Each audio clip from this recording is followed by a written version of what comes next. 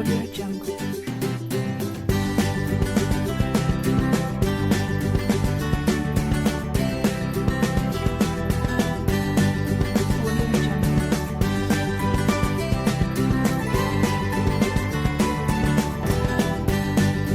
Audio Jungle.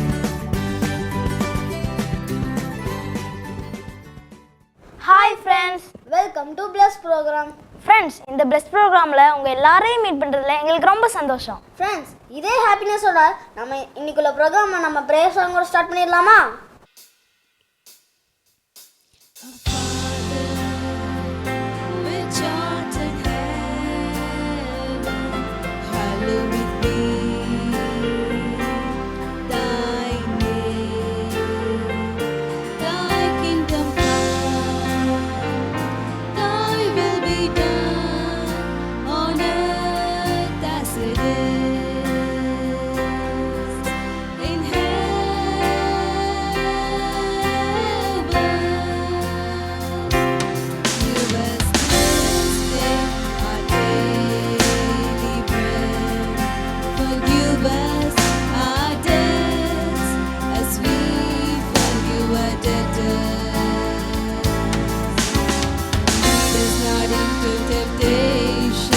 Deliver us from evil, for thine is the kingdom and the power and the glory forever.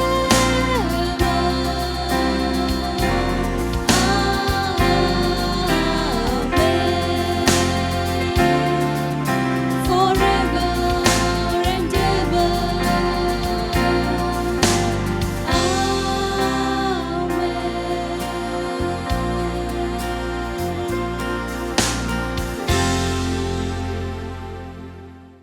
Friends, எல்லாரும் சூப்பராக prayer பண்ணிட்டு வந்துட்டோம்.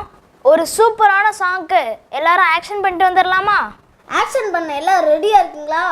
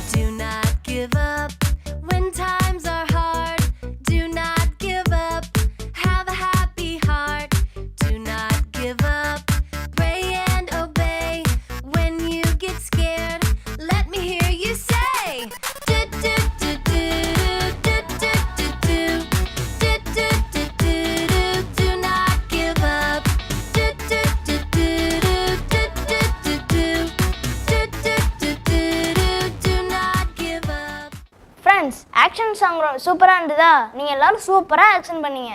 இப்போ நம்ம கொஞ்ச நேரம் ஏசுப்பாவை வர்ஷிப் பண்ணிட்டு வந்துடலாமா? My heart is filled, songs of praise. You gave me hope, you made a way. Now I long to live in your presence for all of my days.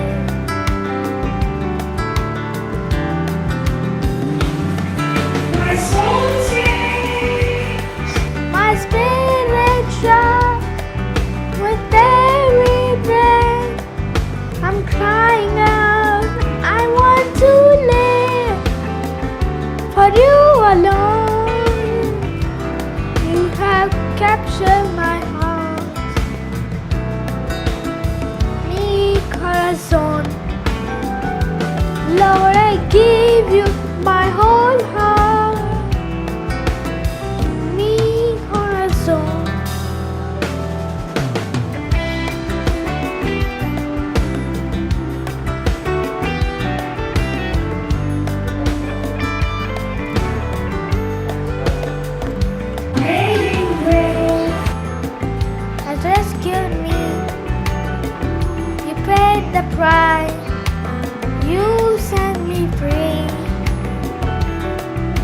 will sing your praises forever, my Savior and King.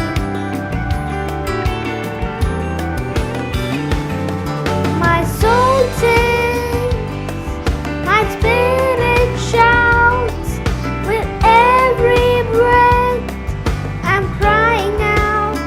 I want to live for you alone. You have captured my heart. Mi corazón. Lord, I give you my whole heart. Mi corazón. I will give you glory. Tell the wondrous story how you rescued me. I'm the guilty one, but you sacrificed your son, the one and only. Now I stand before you and holy.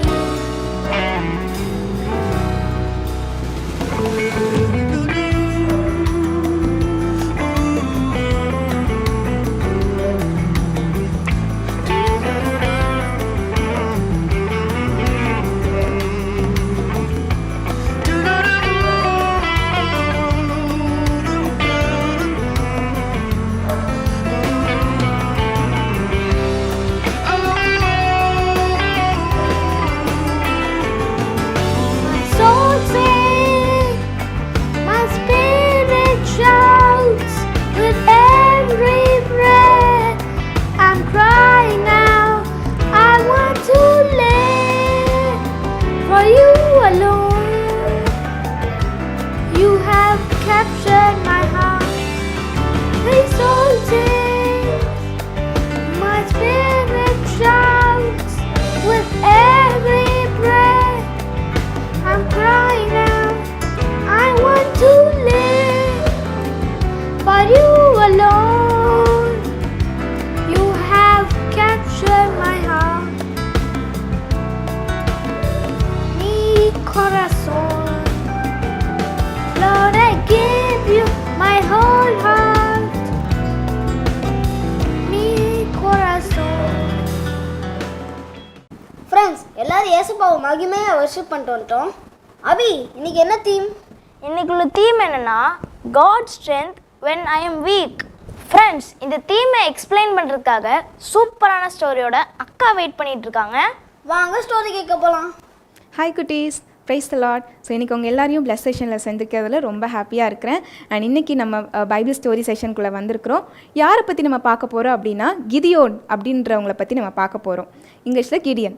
So கிடியோனோட story என்ன அப்படின்னா, அவங்க இருந்த காலத்தில் இஸ்ரவேலர்கள் எல்லாரும், அதாவது இஸ்ரேலில் தான் கிதியோன் இருக்கிறாரு.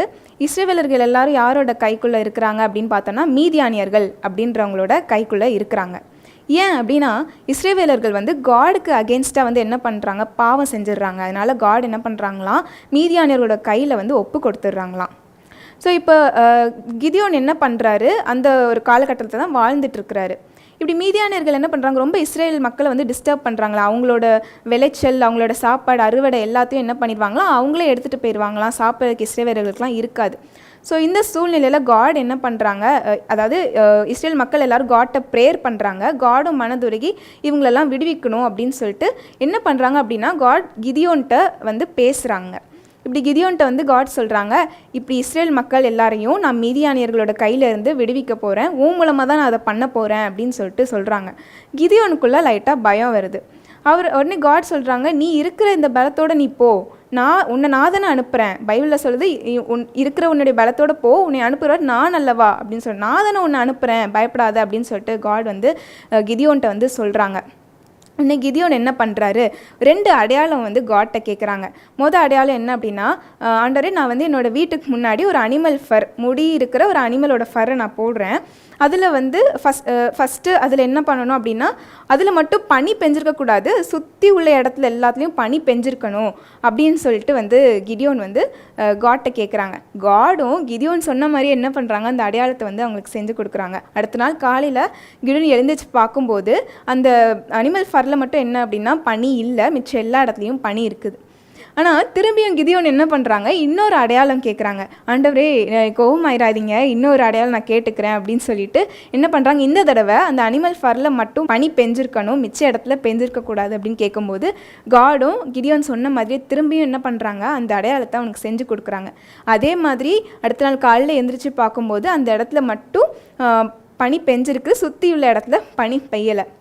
ஸோ இதெல்லாம் பார்த்த உடனே கிதியோனுக்கு வந்துச்சு, உண்மையிலே கடவுள் தான் நம்மகிட்ட பேசுகிறாரு அப்படின்னு சொல்லி கிதியோன் வந்து அக்செப்ட் பண்ணிக்கிட்டாரு.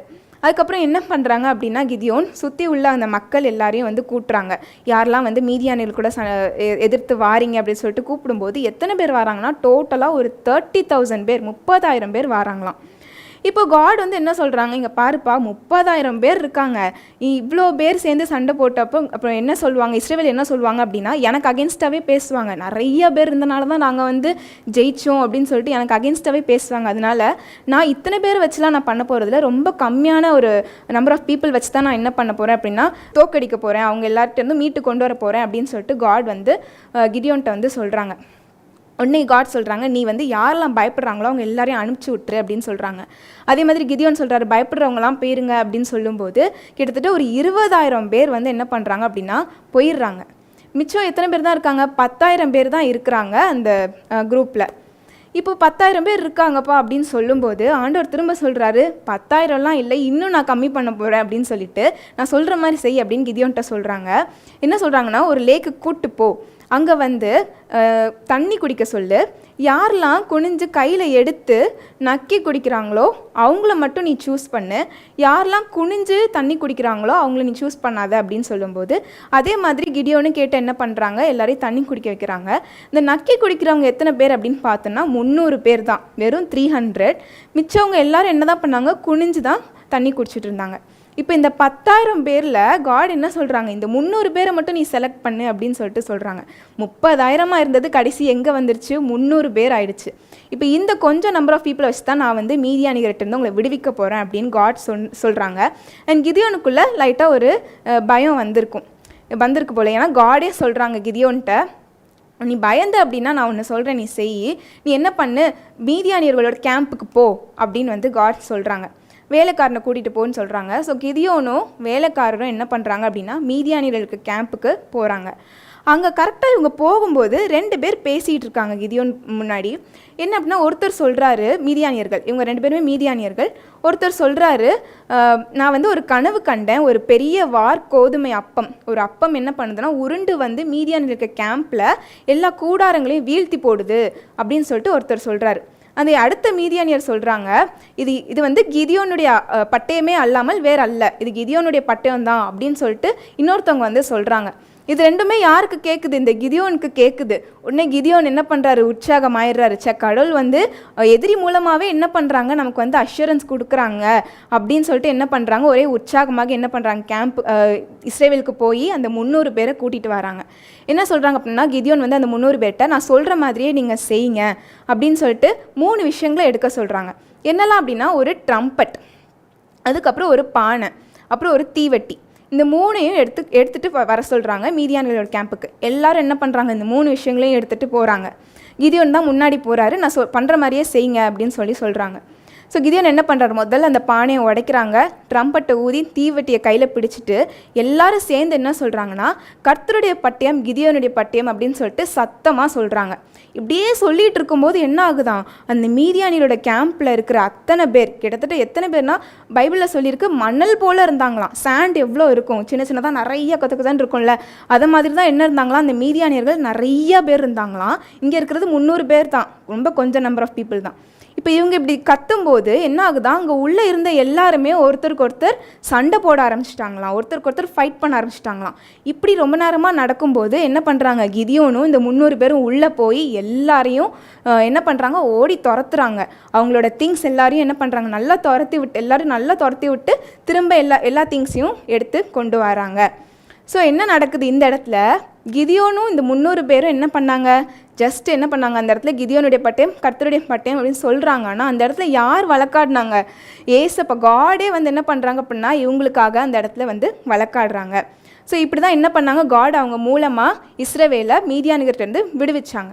ஸோ நம்ம முக்கியமாக பார்க்குறது என்ன அப்படின்னா கிதியோன் பற்றி நம்ம பார்க்கணும். கிதியோன் என்ன பண்ணுறாரு? பயப்படுறாரு.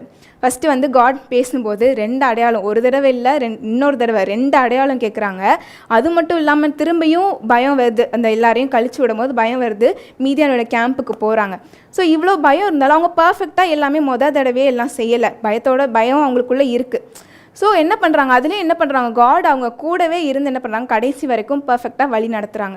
ஸோ கிதியோன் மாதிரியே நமக்கும் என்ன இருக்கும், ஏதாவது வீக்னஸ் இருக்கும், பயம் இல்லை, ஏதாவது ஒரு விஷயம் நமக்குள்ளே வீக்னஸ் இருக்கலாம். ஆனால் நம்ம வீக்னஸில் என்னவா, காடோட ஸ்ட்ரென்த் ரொம்ப பெருசாக இருக்குமா. அதான் பைபிள் சொல்லுது, when I'm weak then I'm truly strong. நான் பலன் இல்லாதப்பவே என்னவா இருக்கிறேன், பலன் உள்ளவனாக இருக்கிறேன் அப்படின்னு சொல்லிட்டு வசனம் சொல்லுது. ஸோ நம்ம என்ன பண்ணணும், நமக்கு பலன் இல்லை அப்படின்னு தோணுச்சுனாலும் நம்ம என்ன பண்ணணும், நான் சோர்ந்து போகக்கூடாது.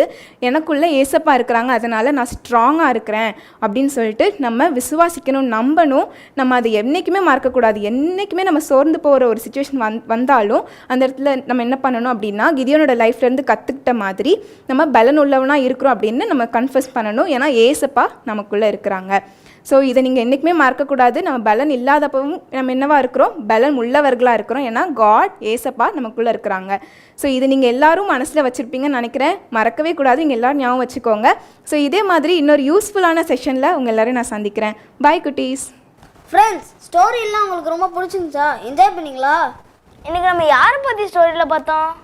கரெக்டாக சொன்னீங்க, கிதியோன் பற்றி தானே பார்த்தோம். ஃப்ரெண்ட்ஸ், அப்படியே போய் ஒரு மெமரி வர்ஸ் படிச்சுட்டு வந்துடலாமா? ஹலோ ஃப்ரெண்ட்ஸ், இன்றைக்கி நான் உங்களுக்கு தமிழில் ஒரு வசனம் சொல்லித்தர போகிறேன். 2 கொரிந்தியர் 4:18. காணப்படுகிறவைகள் அநித்தியமானவைகள், காணப்படாதவைகளோ நித்தியமானவைகள். 2 கொரிந்தியர் 4:18. ஹலோ ஃப்ரெண்ட்ஸ், நம்ம இப்போ இங்கிலீஷில் ஒரு வசனம் படிக்கலாமா? What is scene is temporary but what is unseen is external. 2 கொரிந்தியர் 4:18. ஃப்ரெண்ட்ஸ், மெமரி வர்ஸ் ரொம்ப ஈஸியாக இருந்துச்சா? அந்த மெமரி வர்ஸை மறக்காமல் மெமரைஸ் பண்ணி வீடியோ எடுத்து ஸ்க்ரீனில் தெரியிற வாட்ஸ்அப் நம்பருக்கு சென்ட் பண்ணி விட்டுருங்க. ஹலோ குட்டீஸ், இந்த ப்ரோக்ராம் மூலமாக உங்களை சந்திக்கிறதுல ரொம்ப சந்தோஷம். பெண்கள்னாலே அவங்க ரொம்ப பலவீனமானவங்க, அவங்களால எதையும் பெருசாக சாதிக்க முடியாது அப்படின்னு தான் நம்மள பல பேர் நினைக்கிறோம், அப்படி தானே? ஆனால் பெண்களாலே சாதிக்க முடியும்னு சொல்லி ஒரு பெண்மணி நிரூபிச்சிருக்காங்க. அவங்க கைவிடப்பட்ட மக்களுக்கு நன்மை செய்து அவங்கள மறுபடியும் நல்லா வாழ வச்சிருக்காங்க. அவங்க இந்த உலகத்திலே ரொம்ப விலையேற பெற்ற விருதான நோபல் பரிசு பெற்றிருக்காங்க. அது மட்டும் இல்லை, இந்திய தேசத்தின் உயரிய விருதான பாரத ரத்னா விருதையும் பெற்றிருக்காங்க. அவங்க நம்ம இந்தியா மட்டும் இல்ல, எல்லா நாடுகளுக்கும் உதவி செஞ்சிருக்காங்க. அவங்க மரித்த போது கூட உலகத்தின் பல நாடுகள்ல இருந்து மக்கள் இந்திய தேசத்துக்கு வந்தாங்க. இப்போ உங்களுக்கு தெரிஞ்சிருக்கும்னு நினைக்கிறேன் அந்த பெண்மணி யாருன்னு சொல்லி. அவங்க தான் மதர் தெரேசா. அவங்கள பத்தி பார்ப்போமா? மதர் தெரேசா அல்பேனியா நாட்டுல பிறந்தவங்க. இவங்களுடைய உண்மையான பெயர் ஆக்னஸ். சின்ன வயசுலயே இவங்க அப்பா நோய்வாய்ப்பட்டு இறந்துட்டாங்க. அதனால அவங்க வீட்டுல ரொம்ப கஷ்டம். அவங்க அம்மா என்ன பண்ணாங்க தெரியுமா? அலங்கார ஆடைகளை உற்பத்தி செய்து அதை விற்று அதன் மூலமா வர்ற பணத்துல தான் மதர் தெரேசா அவங்கள படிக்க வச்சாங்க. ஆனா சின்ன வயசுலயே ஆண்டவராகிய இயேசு மேல ரொம்ப நம்பிக்கை வச்சிருந்தாங்க மதர் தெரேசா. ஜெபம் பண்றது, வேதம் வாசிக்கிறதுனா அவங்களுக்கு ரொம்ப இஷ்டம். அவங்க இப்படி ரொம்ப வறுமையில இருந்தனால ஒரு கத்தோலிக்க ஃபாதர் அவங்க படிப்புக்கு உதவி செய்தாங்க. சின்ன வயசுலயே ஏழை எளியவர்களுக்கு உதவி செய்யறது, உடல் ஊனமுற்றோருக்கு உதவி செய்யறது, மாணவ மாணவிகளுக்கு உதவி செய்யறது, தேவாலயத்தை பெருக்கி சுத்தம் செய்யறது, அது மட்டும் இல்ல மருத்துவமனைகளுக்கு போய் நோயாளிகளுக்கு மருந்து போட்டு விடுறது போன்ற சமூக சேவைகளை சிறு வயதிலேயே செய்ய ஆரம்பித்தார் மதர் தெரேசா. இந்த நேரத்துல சிஸ்டர்ஸ் ஆஃப் லொராட்டோ என்ற ஸ்தாபனத்தில் உள்ள கத்தோலிக்க சகோதரிகளுடன் நட்பு கிடைச்சது மதர் தெரேசா அவங்களுக்கு. அவங்கள பார்த்த உடனே மதர் தெரேசாவுக்கு நானும் திருமணம் செய்யாம மக்களுக்கு நன்மை செய்யணும் அப்படின்னு சொல்ற ஒரு ஆசை வந்துச்சு.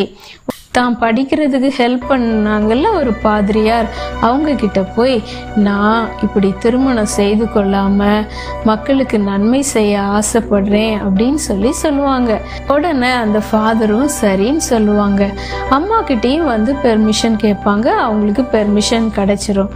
உடனே அயர்லாந்து தேசத்தில் உள்ள சிஸ்டர் ஆஃப் லொரோட்டா ஸ்தாபனத்திற்கு கத்தோலிக்க சிஸ்டர்ஸ் படிக்கிற படிப்பை படிக்கிறதுக்காக மதர் தெரேசா போனாங்க.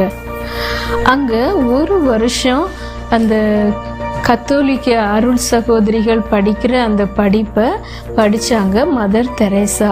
அவங்க ஒரு வருடம் அந்த படிப்பை படிச்சு முடிச்ச உடனே அது மேற்கு வங்காளத்துக்கு அவங்க வந்தாங்க.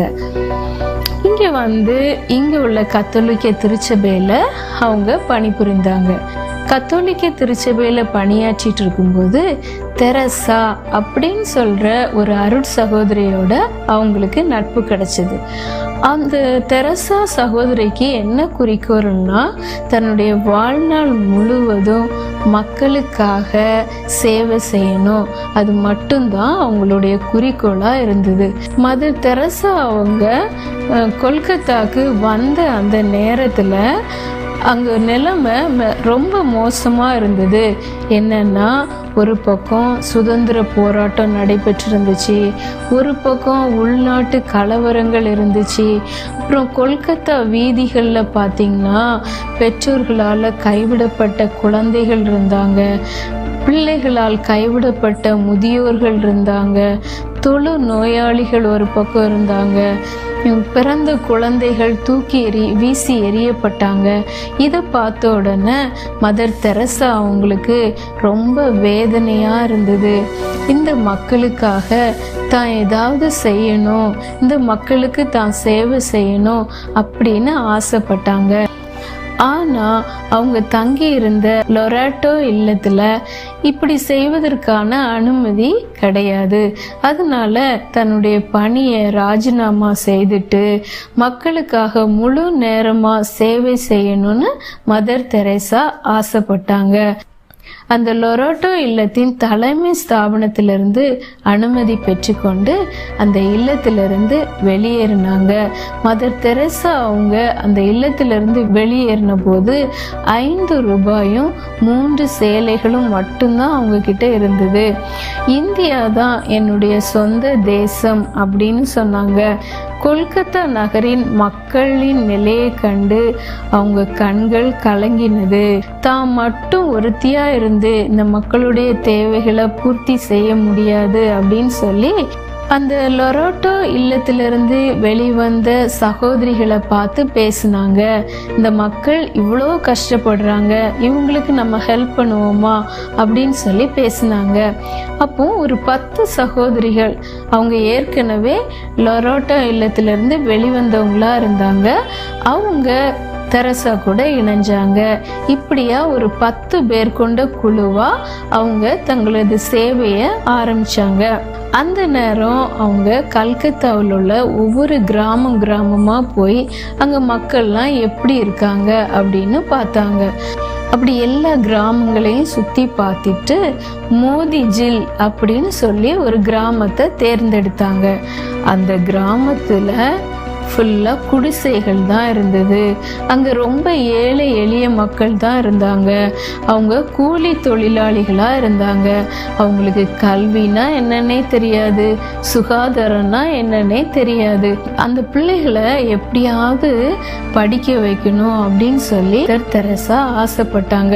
முதலாவது ஒரு நீர்த்தேக்க தொட்டி, வாட்டர் டேங்க், அதனுடைய நிழல்ல 5 பிள்ளைகளை வச்சு பள்ளிக்கூடத்தை ஆரம்பிச்சாங்க. ஆரம்பத்துல அந்த கிராமத்தில் உள்ள மக்கள் மதர் தெரசா அவங்கள ஏற்றுக்கொள்ளல. ஆனா மதர் தெரசா அவங்கள வெறுக்காம அன்பையே காமிச்சாங்க. நாட்கள் செல்ல செல்ல அவங்க மதர் தெரசாவை புரிந்து கொண்டு அவங்கள ஏற்றுக்கொண்டாங்க. தொடர்ந்து அந்த 5 பிள்ளைகள் 46 பிள்ளைகளாக உயர்ந்தாங்க. தெரு ஓரத்துல யாராலையும் கவனிக்கப்படாத, விசாரிக்கப்படாத மக்களை பார்த்தாங்க மதர் தெரேசா. அவங்களுக்காக மிஷனரிஸ் ஆஃப் சேரிட்டி அப்படின்னு சொல்லி ஒரு அறக்கட்டளையை ஆரம்பிச்சாங்க. அதுல பசியால வாடினவங்க, வீடு இல்லாம இருக்கிறவங்க, வயதானவங்க, மாற்றுத்திறனாளிங்க மற்றும் சமுதாயத்தினால புறக்கணிக்கப்பட்டவங்களுக்கு தன்னுடைய கரத்தை நீட்டினாங்க மதர் தெரேசா. அவங்களுக்கு உதவுவதற்காக வீதி வீதியாக சென்று கையேந்தினாங்க. ஆனா நிறைய ஏளனங்களையும் அவமானங்களையும் சந்தித்தாங்க. என்னாச்சு தெரியுமா? ஒரு நாள் ஒரு கடைக்காரர்கிட்ட போய் மதர் தெரேசா அவங்க கேட்டாங்க, எங்கள்கிட்ட பசியால் வாடுற மக்கள் இருக்காங்க, அவங்களுக்கு ஏதாவது நீங்க உதவி செய்யுங்க அப்படின்னு சொல்லி கேட்டாங்க. அந்த கடைக்காரர் பயங்கர கோபத்துல எரிச்சல்ல மதர் தெரேசா அவங்க நீட்டின அந்த கையில எச்சி உமிழ்ந்துட்டாங்க. உடனே மதர் தெரேசா என்ன பண்ணாங்க, அமைதியா அந்த கையை க்ளோஸ் பண்ணிட்டு இதை நான் வச்சுக்கிறேன், என்னுடைய மக்களுக்கு ஏதாவது செய்யுங்க அப்படின்னு சொல்லி கேட்டாங்க. அப்போ அந்த கடைக்காரருடைய உள்ளமே உடைஞ்சிட்டு அந்த ட்ரஸ்ட்டுக்கு நல்லா உதவி செய்ய ஆரம்பிச்சாரு.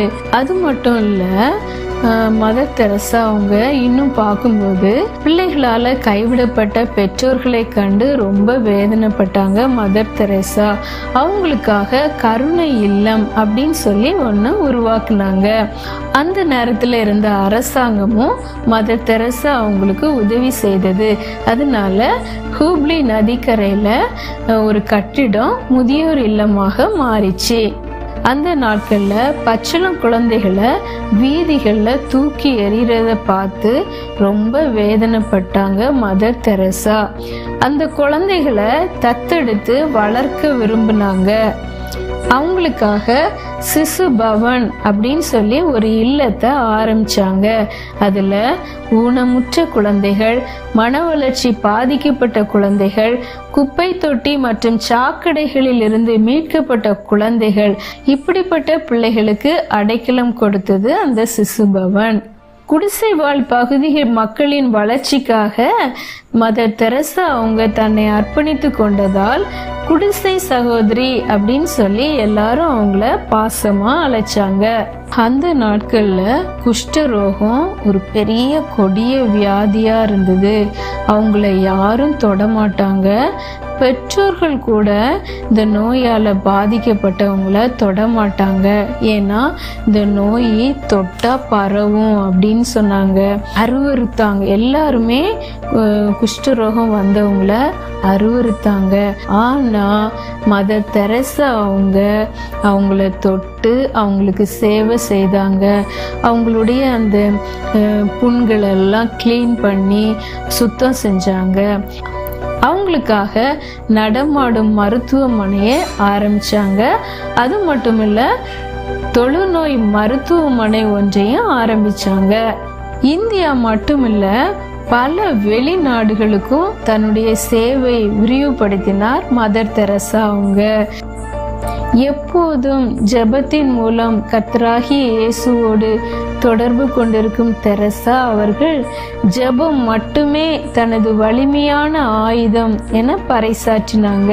ஆண்டவரின் கிருபையுமே தனக்கு சேவை செய்யும் இந்த வலிமையை கொடுப்பதாக அன்னை தெரேசா நம்பினாங்க.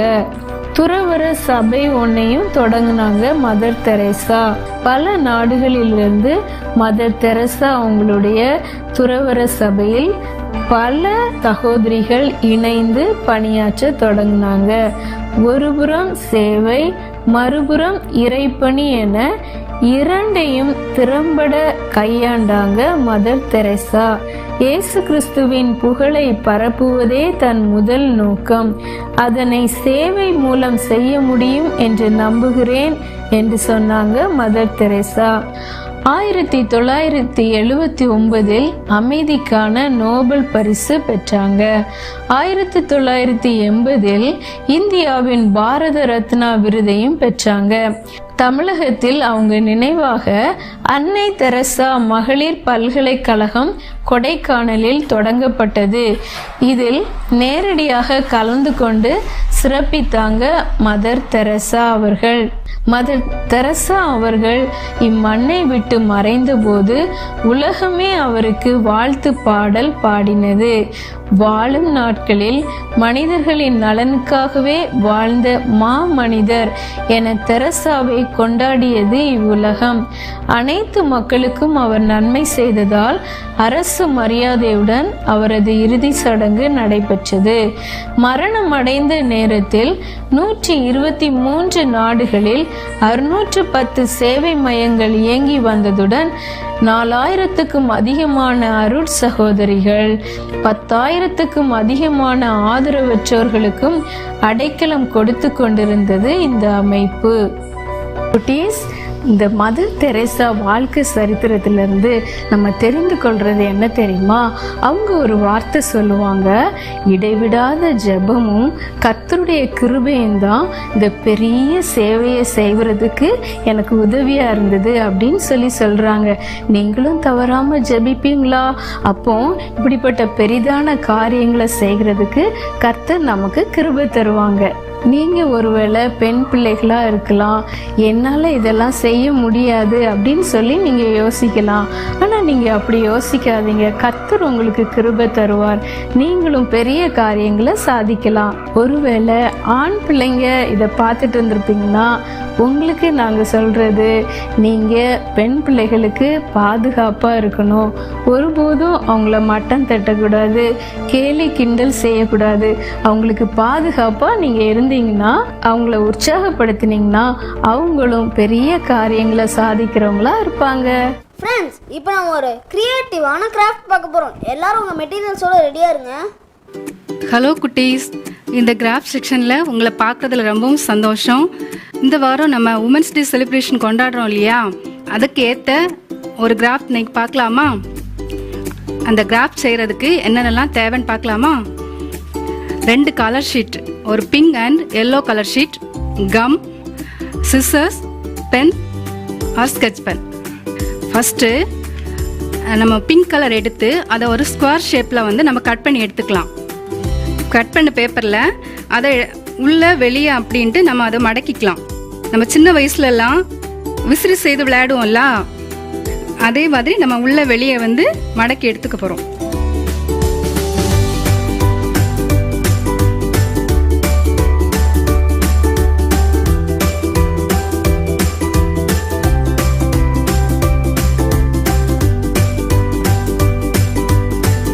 ஓகே, இப்போ நம்ம மடக்கி எடுத்தாச்சு. அதை நம்ம உள்ளோடி கம் போட்டுக்க போகிறோம்.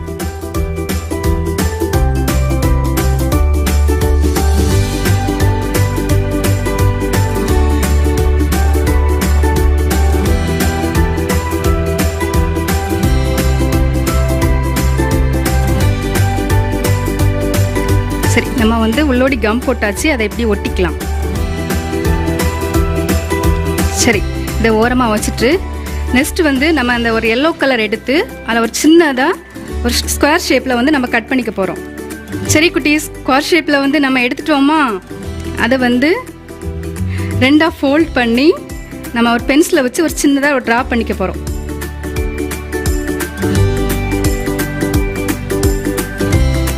ஓகே, இதை வந்து கட் பண்ணி எடுத்துக்கலாம். இனி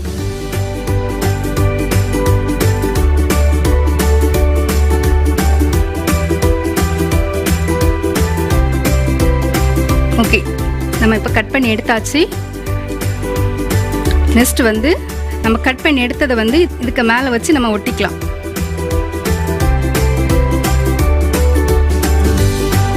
ஓகே குட்டீஸ், இதுக்கு மேலே நம்ம வந்து பிடிச்ச மாதிரி டெக்கரேட் பண்ணிக்கலாம்.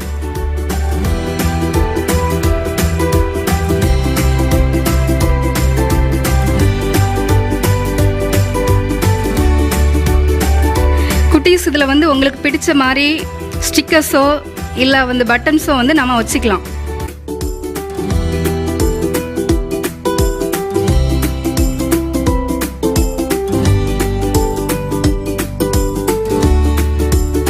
ஓகே குட்டீஸ், இதை நம்ம இப்போ இப்படி பண்ணி வச்சாச்சு. ஓகே குட்டீஸ், இன்னொரு பிங்க் பேப்பர் எடுத்து அதை ஃபோல்ட் பண்ணி அதுக்கு மேலே நம்ம பண்ணி வச்சிருந்த அந்த ஃப்ராகை வச்சு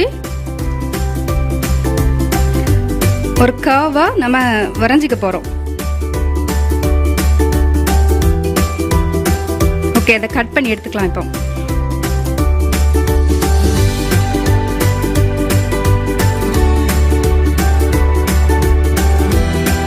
ஓகே, நம்ம அதில் வந்து ஹாப்பி உமன்ஸ் டேன்னு நம்ம எழுத போகிறோம். அதில்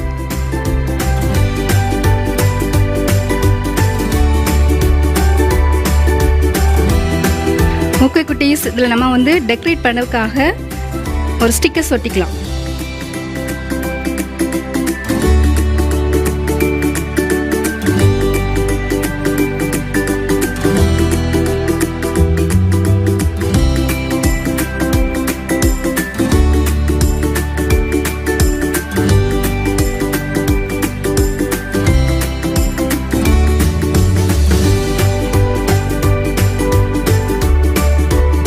ஓகே குட்டீஸ், நம்ம இப்படி பண்ணி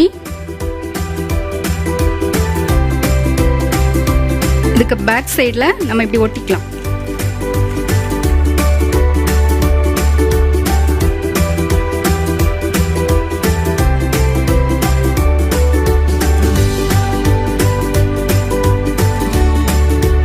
ஓகே குட்டீஸ், பின்னாடி நம்ம வந்து ஒட்டிட்டு இந்த மாதிரி ஹாப்பி உமன்ஸ் டேன்னு எழுதிக்கலாம்.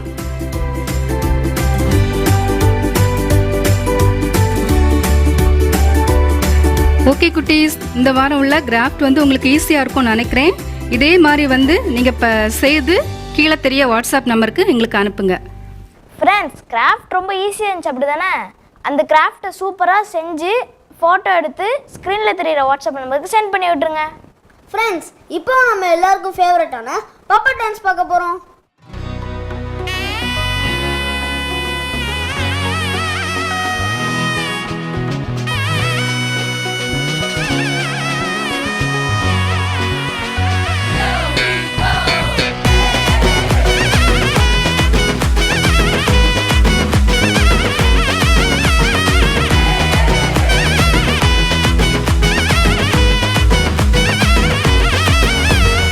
ஐயாயிரம் பேருக்கு 5 அப்பம் 2 மீன் தான். 5000 பேருக்கு 5 அப்பம் 2 மீன் தான். 5000 பேருக்கு 5 அப்பம் 2 மீன் தான். 5000 பேருக்கு 5 அப்பம் 2 மீன் தான். சொல்லிக் கொடுத்தார் அவர் அள்ளி கொடுக்க, சொல்லிக் கொடுத்தார் அவர் அள்ளி கொடுக்க. 12 கூட எடுத்தார், மீதம் 12 கூட எடுத்தார்.